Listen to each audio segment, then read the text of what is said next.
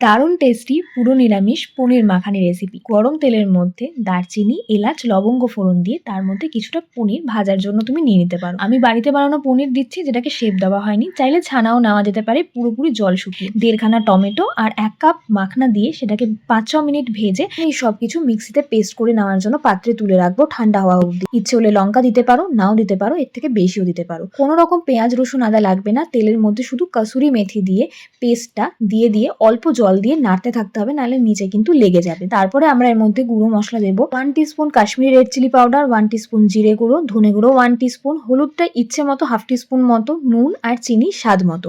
এরপর পুরো ড্রাই মশলাগুলোকে গ্রেভির মধ্যে দিয়ে গ্রেভিটাতে তেল ছেড়ে আসা পর্যন্ত ভালো করে কষিয়ে নিই। তার মধ্যে পনির দিয়ে অ্যাড করতে হবে জল। জলটা তোমার ইচ্ছে মতো কেমন গ্রেভি চাইছো। তারপরে লাস্টে দিতে হবে গরম মশলা আর অল্প কাসুরি মেথি। তাহলে আমাদের রান্নায় রেডি ভীষণ টেস্টি পনির মাখানি। এখানে কিন্তু কোনো ক্রিম, কাজু বাটা কিচ্ছু নেই।